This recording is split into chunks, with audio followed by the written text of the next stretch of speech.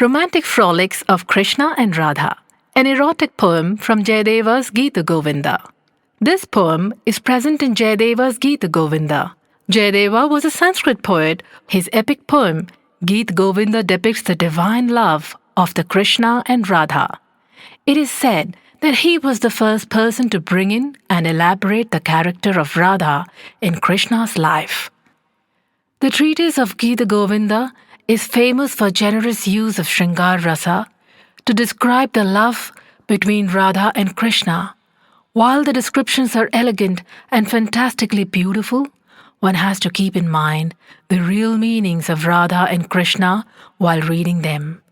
Without these metaphors at the back of the mind, the meaning and purpose and the delight of these poems is lessened, although not lost. This treatise also tells us a lot about liberal nature of Indian society prior to Abrahamic onslaught. The beauty of sex was banned and tabooed by the Victorian moral police of 19th century under British rule, and the ability of Indians to appreciate the beauty of erotica and sex lost.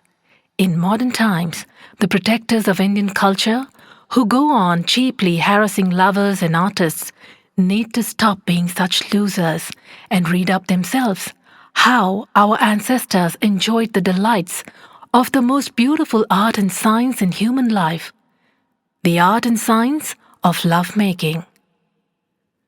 Little background about the poem. Krishna has left Vrindavana for Mathura, and Radha is lamenting his going away.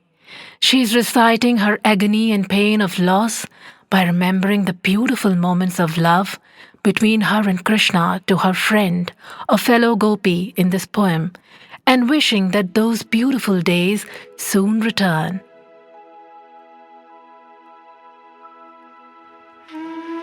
Oh friend, one night when I visited a lonely prearranged alcove to meet him, he, that bounteous pleasure giver, was already there, waiting for me, but hiding in the darkness. And while I was startled not finding him there and started searching him, he appeared with his lustful smile, looked at me, and then he, filled with hastiness for an intimacy, embraced me. Now, why don't you make him take delight in me when my heart is filled with love for him? On my first meeting, I was bashful, but he spoke hundreds of reassuring words, and while I was speaking softly, sweetly, my silken dress slipped off my hips. Now why don't you make him to take delight in me when my heart and mind are filled with love for him? After reposing me on a bed of tender grass, he lay on my chest all the time, and on making embraces and kisses, he hugged me and swelled my lower lip graspingly.